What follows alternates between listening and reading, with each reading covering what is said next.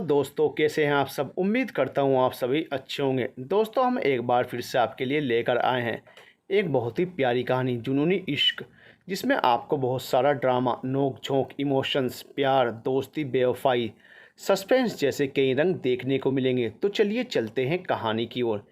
एक बहुत ही खूबसूरत बंगला जिसके चारों तरफ पेड़ पौधे और फूल लगे हुए हैं, जो उसकी खूबसूरती में चार चांद लगा रहे हैं। उसी बंगले के मंदिर में एक 62 साल की महिला पूजा कर रही हैं, जिनका नाम अनुपमा देवी है। पूजा करने के बाद वो अपनी बहू कमला को आवाज़ लगाते हुए बोलती हैं, अरे बहू, सीमू बेटा कहाँ है? अभी तक उठी नहीं क्या? आज उसका कॉलेज में पहला दिन है और पहले ही दिन ये लड़की लेट करेगी। अरे माँ जी, सुबह से 4 बार इस लड़की को उठा चुकी हूँ, लेकिन ये लड़की है कि सुनने का नाम ही नहीं लेती है। बस थोड़ी देर और करके इतना टाइम लगा दिया। मैं एक बार फिर देख कर आती हूँ, तब तक आप बैठिए, कमला जी बोलती हैं। कमला जी ऊपर कमरे में जाकर, बेटा उठ जाओ, बहुत देर हो गई है, तुम्हें कॉलेज भी जाना है, लेट हो जाएगा। ओके मॉम कहते हुए वो लड़की उठती है। तुम जल्दी से नहा धोकर फ्रेश हो जाओ, मैं नीचे तुम्हारा वेट कर रही हूँ, कहते हुए कमला जी नीचे चली जाती हैं। ओहो, ये मॉम बिना चैन से सोने भी नहीं देती हैं। ऐसा बोलकर सिम्मी फ्रेश होने चली जाती है। यह है सिम्मी ठाकुर, उम्र 19 साल, अपने माँ बाप की इकलौती संतान। इनके पिता अमर ठाकुर एक डायमंड के व्यापारी हैं। इनकी मॉम कमला ठाकुर एक हाउसवाइफ और इनकी दादी अनुपमा देवी, जो ज़्यादातर अपने पूजा पाठ में व्यस्त रहती हैं। इकलौती संतान होने की वजह से अमर और कमला जी अपनी बेटी सिम्मी को बहुत प्यार करते हैं और उसकी हर ख्वाहिश को पूरा करते हैं। इसी वजह से सिम्मी थोड़ी घमंडी, ज़िद्दी और नखरीले स्वभाव की हो गई है। अगर वो एक बार किसी चीज़ की ज़िद पकड़ लेती तो उसे लेकर ही मानती। अमर जी और कमला जी अपनी तरफ से सिम्मी को हमेशा खुश रखने की कोशिश करते थे। डाइनिंग टेबल पर सिम्मी जब नीचे आती है तो देखती है कि उसके मॉम, डैड और दादी डाइनिंग टेबल पर बैठकर नाश्ता कर रहे हैं। सिम्मी सबको बाय करते हुए जल्दी से वहाँ से जाने लगती है। अरे बेटा, नाश्ता तो करती जाओ, ऐसे भूखे पेट नहीं जाते हैं। अनुपमा जी ने कहा, दादी मुझे बहुत लेट हो रहा है, मैं कॉलेज कैंटीन से कुछ खा लूँगी। ओके बाय, ऐसा बोलकर सिम्मी बाहर चली जाती है। ये लड़की किसी की नहीं सुनती, हमेशा अपने मन की करती है। सब कुछ तुम दोनों का किया धरा है, अनुपमा जी अमर और कमला की तरफ इशारा करते हुए कहती हैं। अरे माँ, एक ही तो बेटी है हमारी, हम उसकी खुशी के लिए नहीं सोचेंगे तो और किसके लिए सोचेंगे? आप बिना कुछ भी सोचती हैं। अच्छा, मैं ऑफिस जा रहा हूँ, मुझे लेट हो रहा है, कहते हुए अमर जी अनुपमा जी का आशीर्वाद लेते हुए वहाँ से चले जाते हैं। हाँ हाँ, मेरा तो कहना ही बेकार है, अपनी बेटी के आगे इन दोनों माँ बाप को कुछ दिखाई नहीं देता। अनुपमा जी बड़बड़ाती हुई वहाँ से अपने कमरे में चली जाती हैं। सनराइज यूनिवर्सिटी कॉलेज में बहुत चहल पहल थी। जहाँ कॉलेज में new admission girl and boys college में पहले दिन के लिए खुश थे, वहीं सीनियर उनकी रैगिंग करने के लिए। वैसे तो रैगिंग करना पूरी तरीके से बैन है, फिर भी कुछ लोग अपनी हरकतों से बाज नहीं आते हैं। सिमी जब कॉलेज आती है, अपनी कार को पार्क करके जब उतरती है तो सभी लोगों की नज़रें उस पर ठहर जाती हैं। 5 foot 5 inch height, sea green floral off shoulder midi dress पहने हुए, होठों पर पिंक लिपस्टिक, बालों को कर्ल किए हुए, चेहरे पर फुल एटीट्यूड, जो भी एक बार देखे बस देखते ही रह जाए। तभी सिम्मी के पास 2 लड़कियां आती हैं, जिनका नाम रीत और मीत है, जो सिम्मी के साथ ही पढ़ती थी और वे सिम्मी का सारा काम करती थी। ये कह सकते हैं कि रीत और मीत सिम्मी की दोस्त कम उसकी चमची ज़्यादा थी। सिम्मी रीत और मीत के साथ अपने क्लास में जाने लगती है। तभी पीछे से उन्हें कोई आवाज़ देता है न्यू एडमिशन, रुको। सिम्मी पीछे मुड़कर देखती है तो 4-5 लड़के और 2-3 लड़कियां खड़े उसे घूर रहे होते हैं। वे इशारे से सिम्मी को अपने पास बुलाते हैं। सिम्मी उनके पास जाती है तो वो सब उससे पूछते हैं, न्यू एडमिशन? सिम्मी गर्दन हाँ में हिलाती है, और हम सीनियर्स हैं, चलो रैगिंग के लिए तैयार हो जाओ। उनमें से एक लड़का कहता है, क्या आपको पता नहीं है कि रैगिंग करना कानूनन जुर्म है? सिम्मी ने कहा, ये कानून की बातें हमें मत सिखाओ, हम तुम्हारे सीनियर हैं, जो हम बोलेंगे तुम्हें करना पड़ेगा। उनमें से एक लड़की बोलती है। उस लड़की की बात सुनकर रीत और मीत घबरा जाती हैं और एक दूसरे को देखने लगती हैं। अगर हम ना करें तो? सिम्मी ने कहा, अगर हमारी बात मानने से तुमने इनकार किया तो हम तुम्हारा इस कॉलेज में जीना मुश्किल कर देंगे। ग्रुप में से एक लड़की बोलती है। उस लड़की की बात सुनकर सिम्मी ज़ोर ज़ोर से हंसने लगती है। सिम्मी को इस तरह हंसते हुए देखकर वे लड़के और लड़के एक दूसरे को देखने लगते हैं। सिम्मी को हंसते देखकर एक लड़की बोलती है, तुम इस तरह हंस क्यों रही हो? क्या हमने जो भी तुम्हें बोला तुम उसे मजाक समझ रही हो? नहीं, मैं तो ये सोचकर हंस रही हूँ कि तुम सब प्रिंसिपल से डांट खाते हुए कितने अच्छे लगोगे, क्योंकि तुम सब ने अभी हमसे जो कुछ भी कहा वो सब प्रिंसिपल सर ने सुन लिया है। अपने पीछे देखो, प्रिंसिपल सर खड़े हैं। सिम्मी की बात सुनकर वे लड़के और लड़कियां घबरा जाते हैं और पीछे मुड़कर देखते हैं तो उन्हें वहाँ कोई नज़र नहीं आता। उन्हें बहुत तेज़ गुस्सा आता है। वे सभी पीछे पलटते हैं तो वहाँ से सिम्मी और रीतमीत गायब होती हैं। इस लड़की ने हमें बेवकूफ़ बनाया, इस लड़की को तो हम देख लेंगे, उनमें से एक लड़का बोलता है। फिर वो अपने गैंग के साथ वहाँ से चला जाता है। क्लास में आने के बाद रीत और मीत सिम्मी से बोलती हैं, अब तक तो उन्हें पता चल गया होगा कि हमने झूठ बोला था। अब वो लोग हमारे साथ क्या करेंगे? कुछ नहीं होगा, तुम दोनों चिंता मत करो। सिम्मी ठाकुर का कोई कुछ नहीं बिगाड़ सकता। ये बोलकर सिम्मी कुछ सोचने लगती है। उसे पता है उसने कॉलेज के पहले दिन ही पंगा ले लिया, वो भी सीनियर्स से। थोड़ी देर में टीचर आ जाते हैं और पढ़ाने लगते हैं। सिम्मी का सारा ध्यान पढ़ाई में लग जाता है। सीनियर्स से पंगे वाली बात वो भूल जाती है। क्लास ओवर होने के बाद सिम्मी रीत और मीत के साथ कुछ खाने के लिए कैंटीन में जाती है। वहाँ जाकर सिम्मी एक टेबल पर बैठ जाती है और रीत मीत खाने के लिए ऑर्डर करने चली जाती हैं। उसी समय सीनियर्स भी अंदर आते हैं जिन्होंने सिम्मी की रैगिंग करने की कोशिश की थी। उन लोगों की नज़र सिम्मी पर पड़ती है। वो सब एक बार फिर से सिम्मी को परेशान करने के लिए उसके पास चले आते हैं। सिम्मी जो इस वक्त फ़ोन में बिजी थी, उसका ध्यान सामने जाता है तो उसे वही सुबह वाले सीनियर्स अपने सामने चेयर पर बैठे हुए नजर आते हैं। सीनियर्स को अपने सामने देखकर एक पल को तो सिम्मी घबरा जाती है, फिर अपने आप को संभालते हुए बोलती है, आप लोग? हाँ, हम द रॉकी ग्रुप।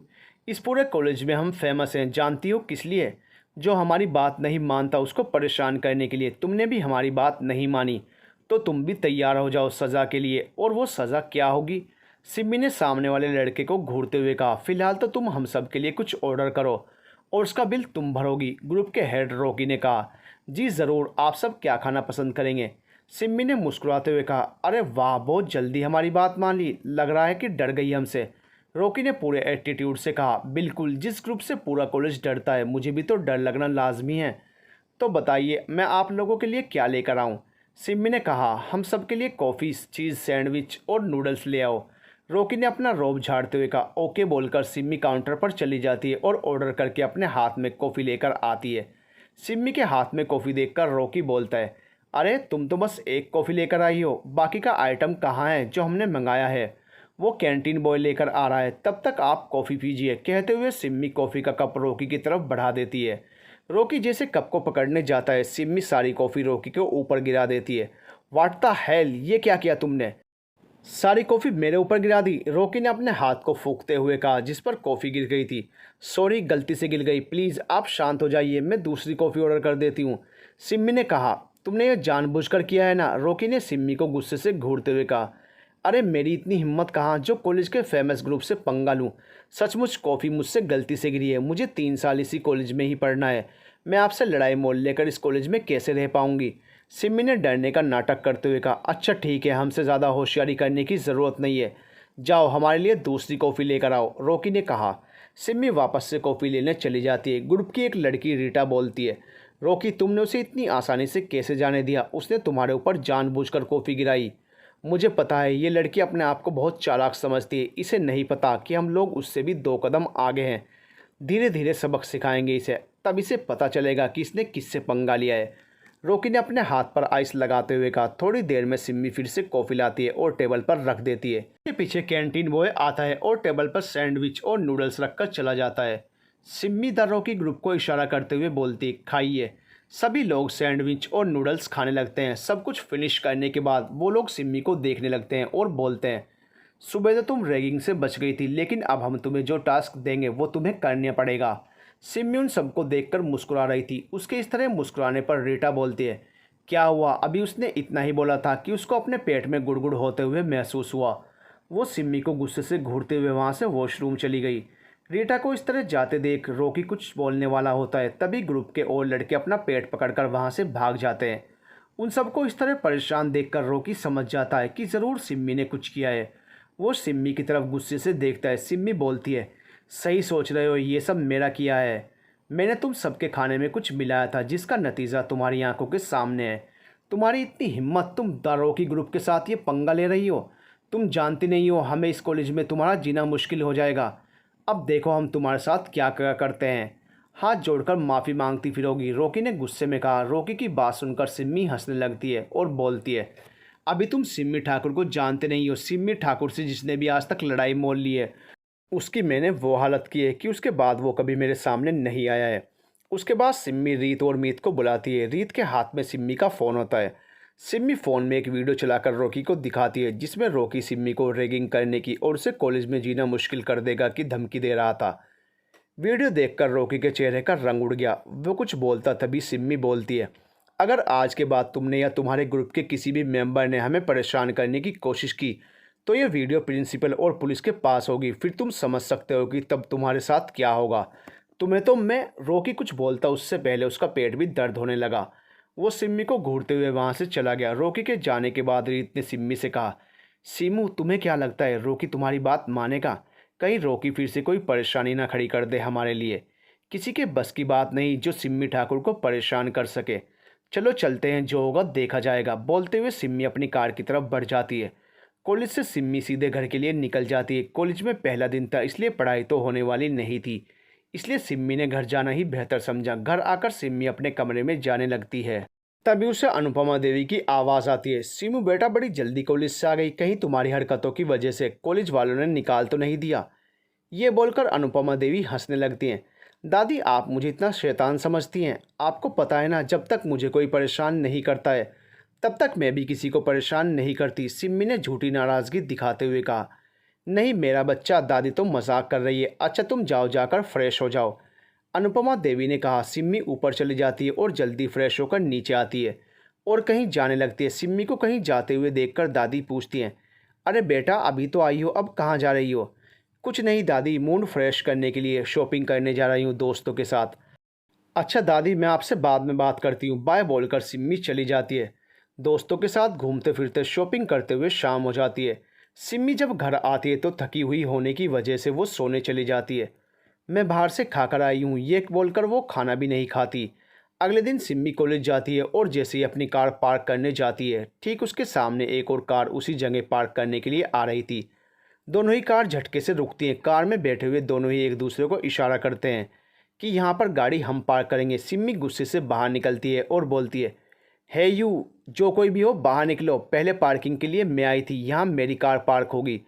तभी सामने वाली कार से एक लड़का उतरता है। देखने में बिल्कुल हैंडसम, ब्राउन आइज, माथे पर तक आते बाल, blue denim jeans, white shirt जो फोल्ड कर रखी थी और एक हाथ में वॉच। देखने में वो लड़का काफ़ी अट्रैक्टिव लग रहा था। एक पल के लिए तो उस लड़के को देखकर सिम्मी अपनी पलकें झपकाना ही भूल गई। तभी उसे एक लड़की की आवाज़ सुनाई देती है, हे यू अपनी कार पीछे करो, यहाँ पर हमारी गाड़ी पार्क होगी।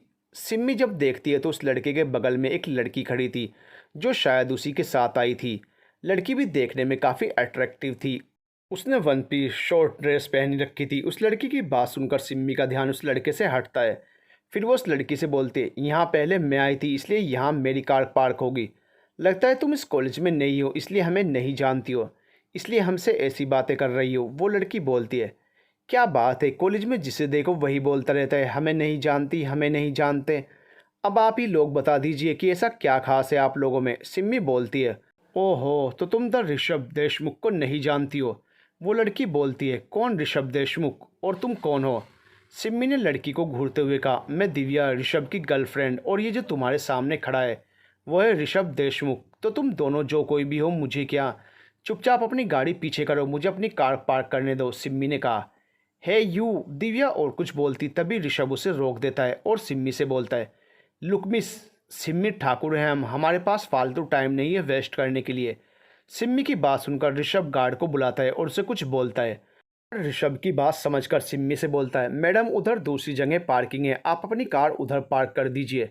सिम्मी गार्ड से कुछ बोलने ही वाली होती है कि तभी उसके पास रीत और मीत आ जाती हैं और सिम्मी से बोलती हैं, इमू तुम कार कहीं और पार्क कर लो, तुम जानती नहीं हो ऋषभ देशमुख को, अभी के लिए प्लीज़ हमारी बात मान जाओ, रीत ने कहा। ओके ठीक है, ये लो चाबी। वो रीत को चाबी दे देती है कार पार्क करने के लिए और वहाँ से ऋषभ को घूरते हुए चली जाती है। उसकी तरफ से हम सॉरी बोलते हैं, मीत ने कहा। ऋषभ और दिव्या अपनी कार पार्क करके दोनों को घूरते हुए वहाँ से चले जाते हैं। उनको जाते हुए देखकर रीत और मीत चैन की सांस लेती हैं और सिम्मी के पास चली जाती हैं जो क्लास में बैठी होती है। वे दोनों जाकर सिम्मी के पास बैठ जाती हैं। सिम्मी उन दोनों को गुस्से से घूरने लगती है, तुम दोनों को क्या ज़रूरत थी बीच में आने की?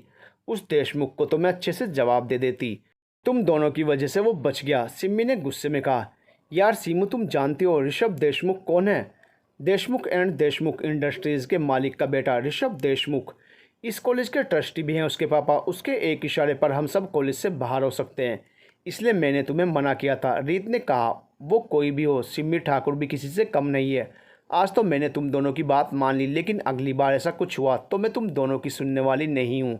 सिम्मी ने रीत और मीत को चेतावनी देते हुए कहा और वहाँ से कैंटीन चली गई। क्योंकि प्रोफेसर अभी आए नहीं थे तो क्लास भी नहीं थी। सिम्मी गुस्से से कैंटीन जा रही थी। चलते चलते वो किसी से टकरा जाती है। वो गिरने वाली होती है कि सामने वाला उसे पकड़कर खींच लेता है, जिससे वो सामने वाले के सीने से लग जाती है। वो सामने देखती है तो उसके सामने ऋषभ होता है। एक पल के लिए सिम्मी की धड़कनें बढ़ जाती हैं। वो अपने आप को संभालती है और कहती है, दिखाई नहीं देता है, देखकर नहीं चल सकते थे?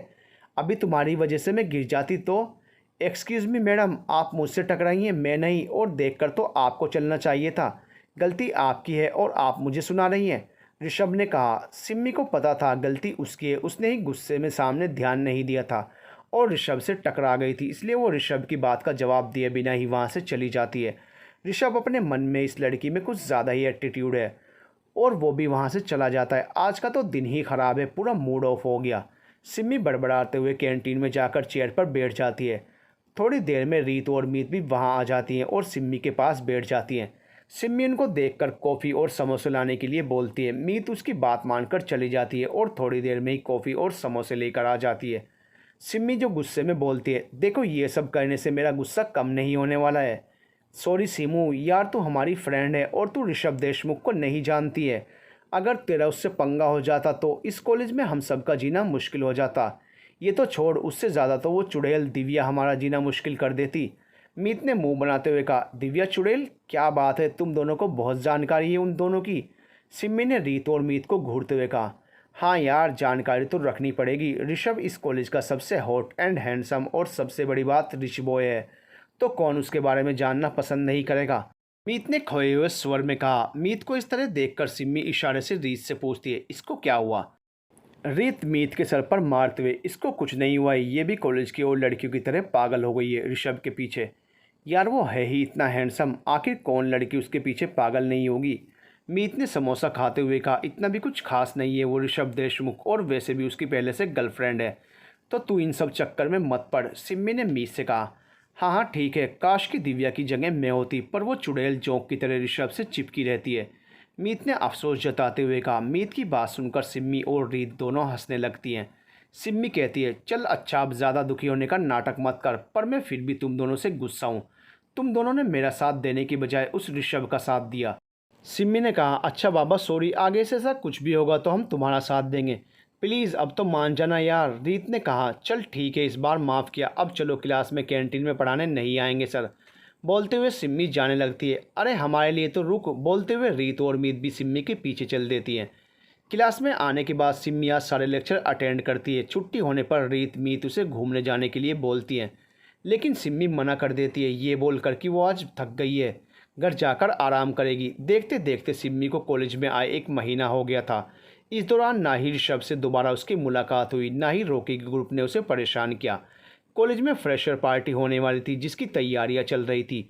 सभी बच्चे किसी न किसी प्रोग्राम में पार्ट ले रहे थे। रीत और मीत ने सिम्मी से प्रोग्राम में पार्टिसिपेट करने को कहा, तो सिम्मी ने मना कर दिया।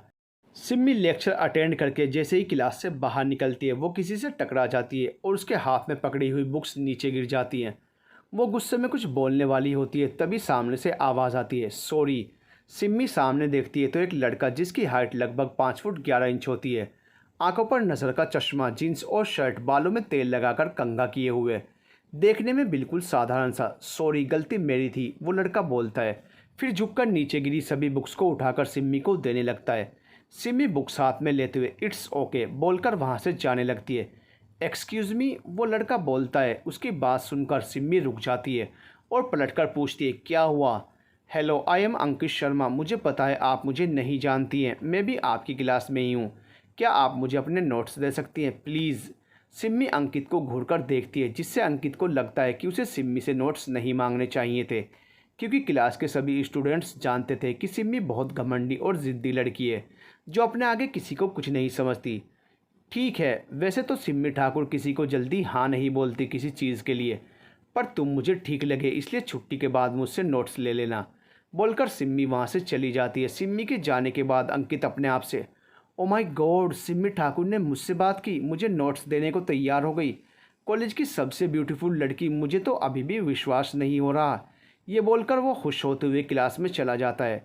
सिम्मी जब ग्राउंड में जाकर बैठती है तो उसके पास रीत और मीत आती हैं। रीत बोलती है, उस चंपू से क्या बात कर रही थी? चंपू? कौन चंपू? सिम्मी ने कन्फ्यूज़ होते हुए कहा। अरे वही क्लास के बाहर तुम जिससे बात कर रही थी, उस चंपू की बात कर रहे हैं हम।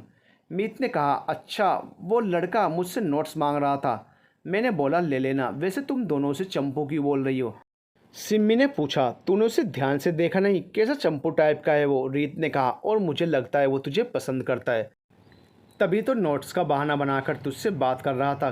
कुछ भी। रीत की बात सुनकर सिम्मी हंसने लगती है।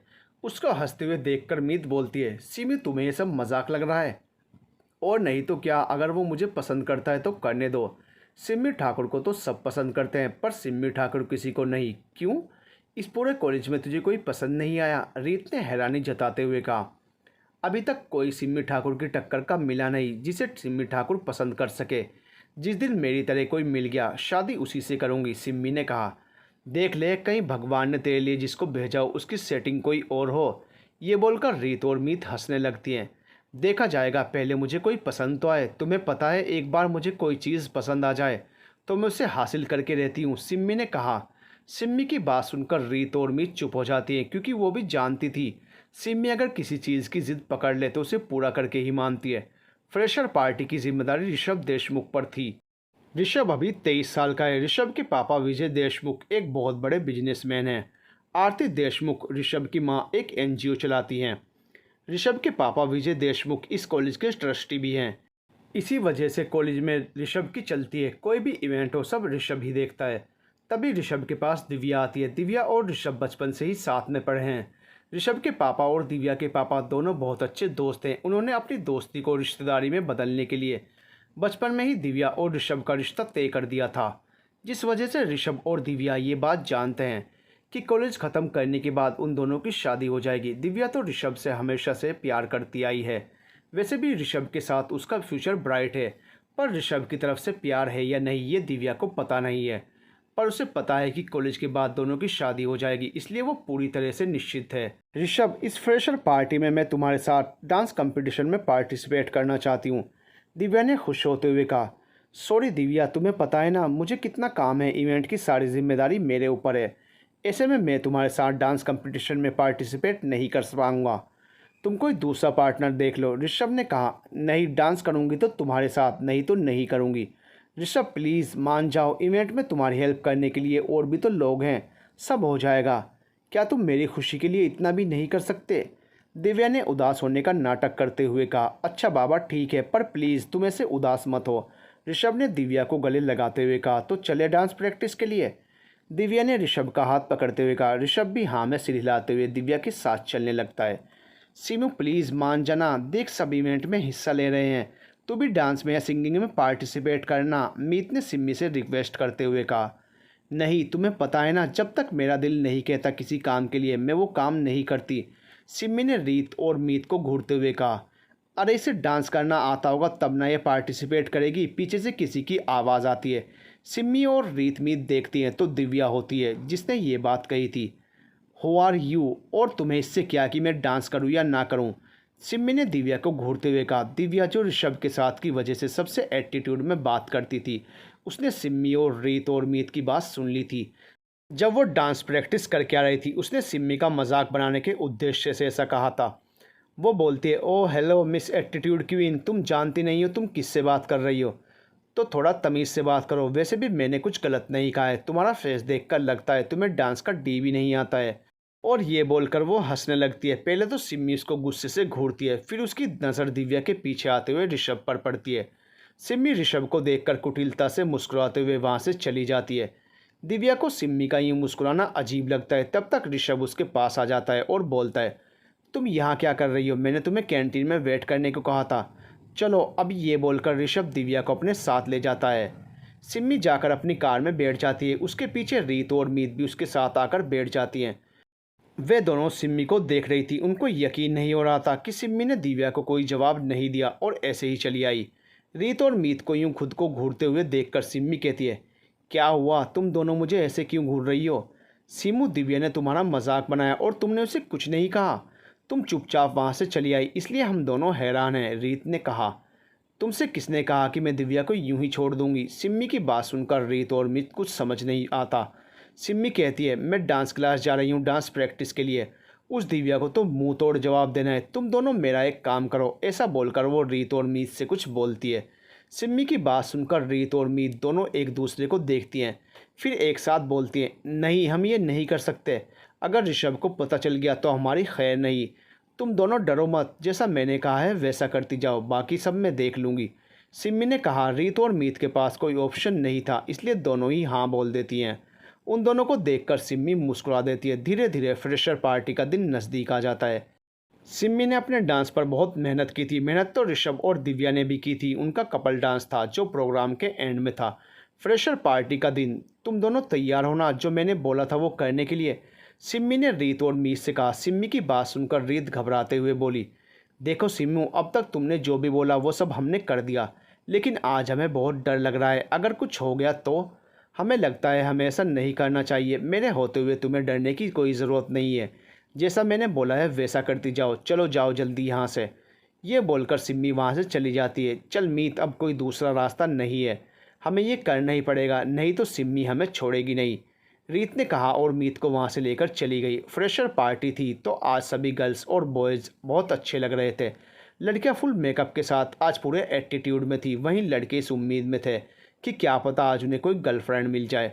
फ्रेशर पार्टी का इवेंट स्टार्ट हो चुका था, जिसका होस्ट ऋषभ था। आज वो रोज़ के मुकाबले कुछ ज़्यादा ही हैंडसम लग रहा था। लड़कियों का ध्यान तो प्रोग्राम से ज़्यादा ऋषभ पर था। धीरे धीरे सभी पार्टिसिपेट अपना अपना प्रोग्राम कंप्लीट करते हैं जिसमें उन्होंने पार्टिसिपेट किया था। अब बारी थी ऋषभ और दिव्या के कपल डांस की, जिसके बाद ये इवेंट समाप्त हो जाएगा। सभी स्टूडेंट्स ऋषभ और दिव्या का नाम लेकर हूटिंग कर रहे थे। जब ऋषभ दिव्या को बुलाने चेंजिंग रूम में जाता है तो देखता है कि दिव्या अपना पैर पकड़े कराह रही है।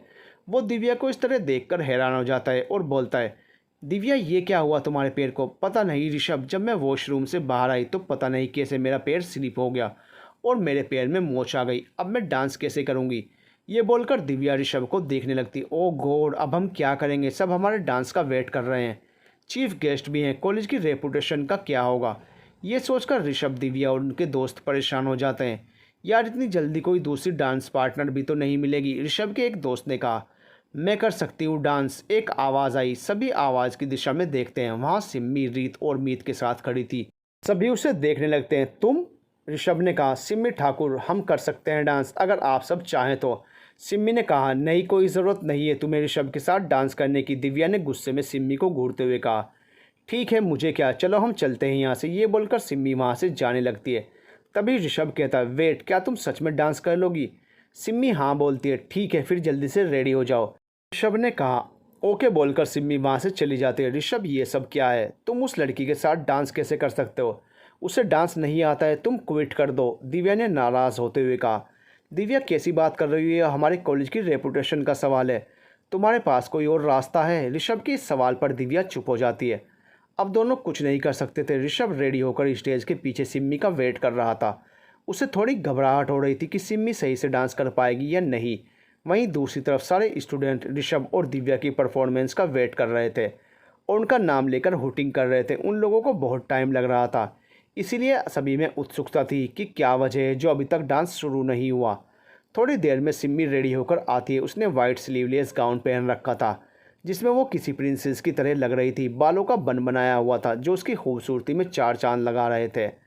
एक बार को तो ऋषभ भी अपनी पलकें झपकाना भूल गया। वहीं सिम्मी ने जब ऋषभ को देखा, ऋषभ ने black jeans, light pink shirt, उसके ऊपर वाइट ब्लेजर, देखने में किसी प्रिंस की तरह। सिम्मी तो ऋषभ को देखने में ही खो जाती है। तभी ऋषभ सिम्मी के पास आता है और उससे कहता है, तुम रेडी हो डांस करने के लिए? सिम्मी, जो ऋषभ में खोई हुई थी, उसकी आवाज़ से होश में आती है और बोलती है, हाँ। तभी स्टेज पर ऋषभ के डांस परफॉर्मेंस की अनाउंसमेंट होती है, जिससे सभी शांत हो जाते हैं और ऋषभ के डांस का वेट करने लगते हैं। स्टेज पर अंधेरा होता है। तभी एक स्पॉटलाइट ऋषभ पर और दूसरी स्पॉटलाइट सिम्मी पर पड़ती है। ऋषभ के साथ दिव्या की जगह सिम्मी को देखकर एक बार को सभी हैरान हो जाते हैं, लेकिन इस समय ऋषभ और सिम्मी दोनों एक साथ बहुत अच्छे लग रहे थे। सबकी नज़रें उन दोनों पर ठहर जाती हैं। सॉन्ग प्ले होता है। तू नज़म नज़म सा मेरे होंठों पर ठहर जा, मैं ख्वाब ख्वाब सा तेरी आंखों में जागू रे। तू इश्क इश्क सा मेरे रूह में आके बस जा। ऋषभ और सिम्मी दोनों धीरे धीरे चलकर एक दूसरे की तरफ आते हैं। पास आने पर ऋषभ एक हाथ से सिम्मी की कमर को और दूसरे हाथ से उसका हाथ पकड़ लेता है और दोनों डांस करने लगते हैं। सिम्मी ऋषभ के पीछे से जाते हुए ऋषभ उसका हाथ पकड़ लेता है और उसको अपने सामने कर देता है। सिम्मी के दोनों हाथ ऋषभ के गले में होते हैं और ऋषभ के दोनों हाथ सिम्मी की कमर पर। ऋषभ सिम्मी को घुमाते हुए थोड़ा सा नीचे झुका देता है और फिर सिम्मी को ऊपर उठाकर घुमाने लगता है। सिम्मी ऋषभ का हाथ छोड़कर थोड़ी दूर चली जाती है और फिर दौड़कर ऋषभ के पास आती है। ऋषभ सिम्मी को गोद में उठा लेता है और उसे वैसे ही लिए गोल गोल घूमने लगता है।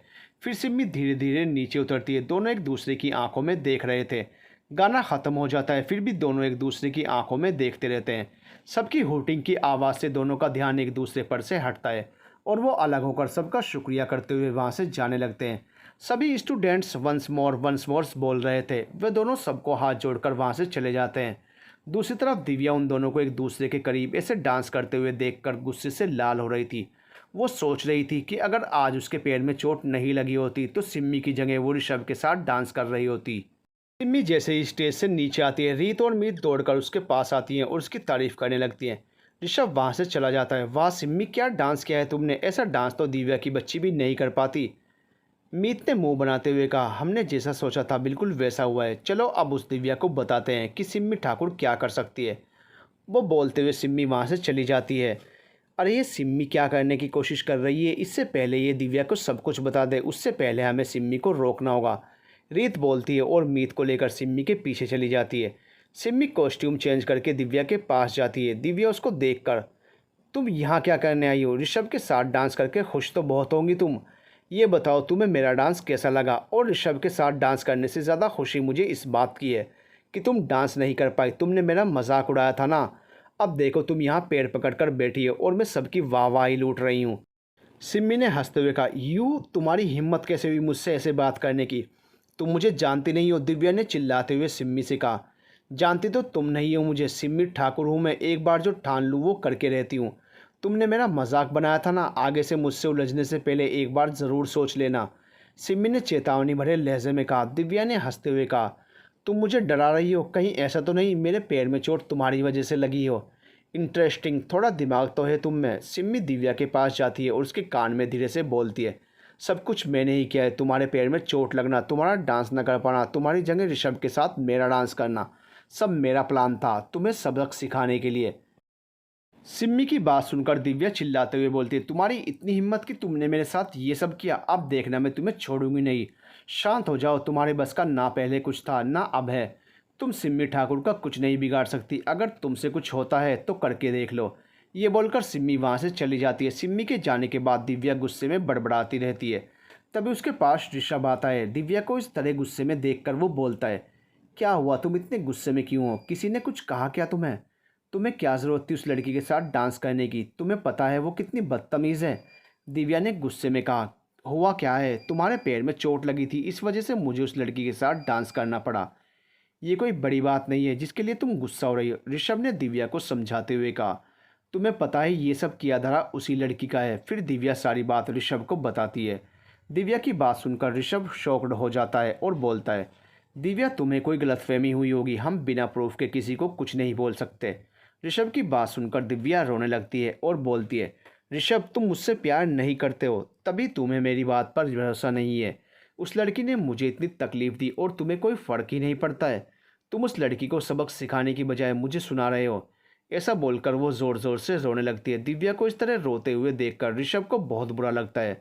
वो दिव्या को गले लगा लेता है और बोलता है, अगर उस सिम्मी ने तुम्हारे साथ ये सब किया है तो मैं उसे छोड़ूंगा नहीं। ऋषभ की बात पर दिव्या खुश हो जाती है और कसकर ऋषभ को गले लगा लेती है। उसे पता है कि उसके आंसू ऋषभ की कमज़ोरी हैं।